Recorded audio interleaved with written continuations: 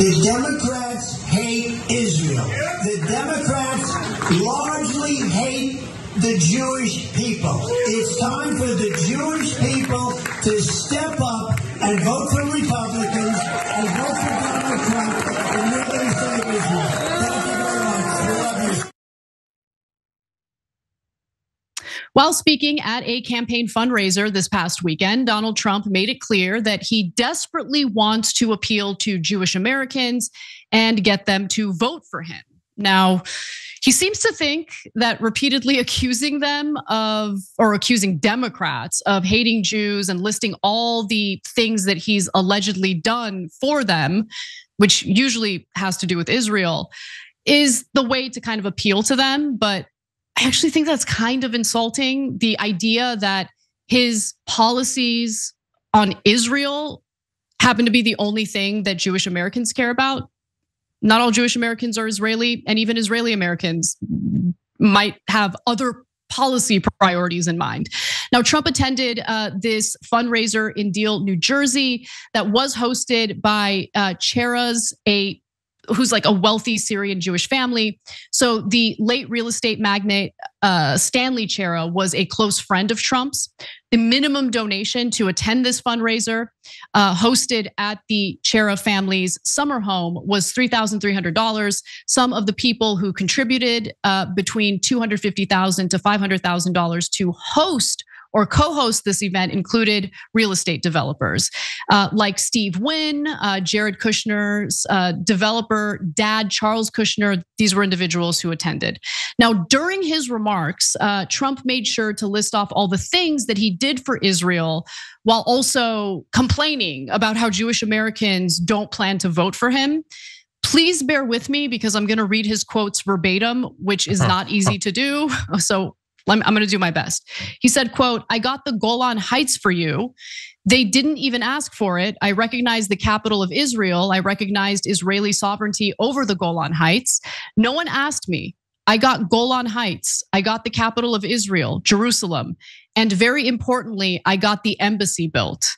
Now, the Golan Heights was illegally annexed by Israel and is not considered legal Israeli territory by the international community. So declaring that it's now part of Israel was obviously a provocative thing to do. And then naming Jerusalem the capital of Israel also further worsened relations between the Palestinians and the Israelis. So, he likes to brag about these things. And if you're a hardline Israeli, you might be in favor of these things. But how exactly is this supposed to appeal to all Jewish Americans who, again, might have other priorities in mind, mainly having to do with domestic policy? Now, he also said, typically a Republican gets 20% of the Jewish vote. I got 25%. That wasn't so good. Now I've done Golan Heights. I turned around the Iran nuclear deal, which was a disaster, by the way. Bibi begged Obama not to sign. It was a horrible deal. I did all these things for Israel. Then you add Jared Kushner, who was so involved in the Abraham Accords. Okay, the Iran nuclear deal was a good deal. It prevented Iran from developing nuclear weapons, and it had oversight baked in, meaning the international community that was involved in this deal was able to double check, make sure that Iran is actually following through with the deal, that they're not developing nuclear weapons. Ripping it up paves the way for Iran to develop nuclear weapons. How is this a good thing? I don't understand. There's more, John. I'm tired of reading the comments. So I know there's so many. Hey, don't scroll away. Come back. Because before the video continues, we just want to urge you to lend your support to TYT. You power our honest reporting. You do it at tyt.com/team, and we love you for it.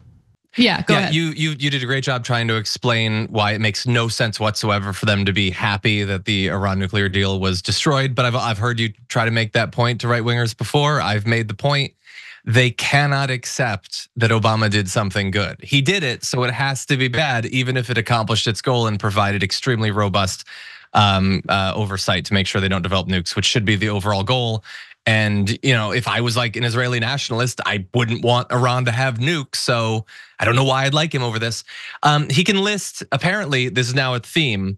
in any case, he can list 2 things he's done, and he just switches between talking about them to make the list look longer. Like he'll say Golan Heights, and then he'll say Capitol, and then Golan Heights, Capitol, and it's like, well, he has been talking for a while. I guess he's done a lot. It's look, he it's mentions, not even that. Sorry to interrupt you. He mentions Abraham Accords as well. Yeah, which is a trade deal between Saudi Arabia and Israel. Which that's awesome. Please explain to me why Jewish Americans are like super jazzed about a trade deal between Israel and Saudi Arabia. Explain that to me. Well, because you know exactly why. Because Donald Trump thinks of Jewish people like a bigot thinks of everyone who's not like them. They're not real people. They're not complex people. They're not dynamic people. They don't have broad interests. They don't have sometimes contradictory interests. They don't have complex histories that play into what they want out of politics. They have the one thing that I say they want, and that's what they decide. They're like animals, and they should decide on politics based on one thing that I determine for them, and then they support me. That's just what it is.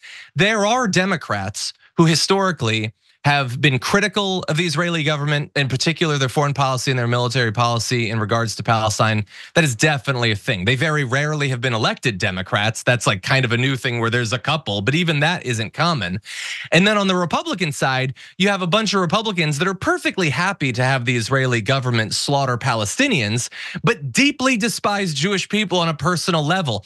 They are literally Christian nationalists. It is an exclusionary ideology by definition. Under the system of government they want to have, Jewish people can never be as wholly a part of this nation as they will be. And then when you add in the fact that we're coming off of literally decades of anti-Semitic conspiracy theories that used to be more on the fringes of the right wing, but now have just been largely accepted by all of them. Remember, replacement theory is grounded in deeply anti-Semitic theories of Jewish billionaires importing voters and all that. I understand why he's going to try to play some defense. He's trying to bulk up his numbers or whatever. But I think that every time he talks about Jewish people, he undercuts his cause, not surprisingly. Yeah, I mean, it's a trope, right? It's an anti-Semitic trope to say that Jewish Americans are more loyal to Israel than they are to the United States.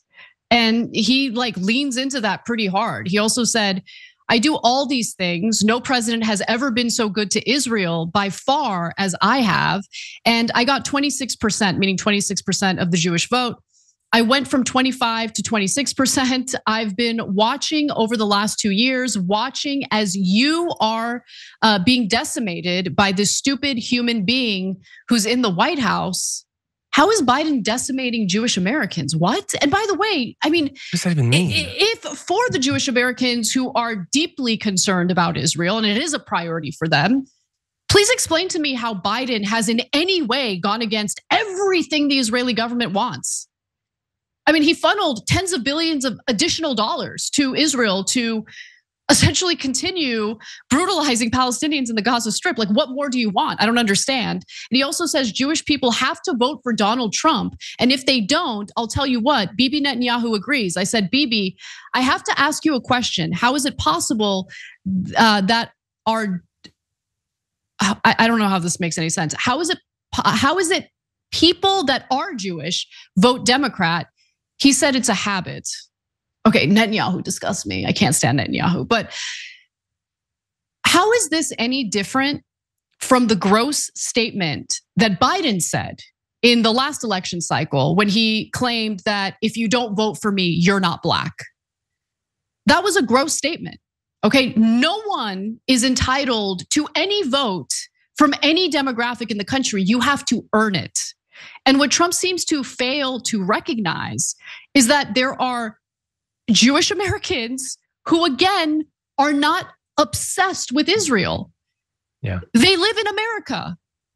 They might have domestic policy priorities that he is not listening to. So if he wants to appeal to them, if he wants their vote, he has to actually, I don't know, sit down and listen to them. You get what I'm saying? Yeah. Again, it's like his appearance at the NABJ. He has an opportunity to treat a group with respect, and he can't do it because he doesn't respect them. He's not a good enough performer to pretend to feel things that he doesn't actually feel. He thinks that he can bludgeon them into submission. That's it. Hey, thanks for watching that video. We really appreciate it, guys. And we appreciate it if you become members, because that allows us to be independent, honest, progressive, all the things that you don't get from corporate media. And all of that is because of you guys. Hit the join button below and become one of us. Become a young Turk.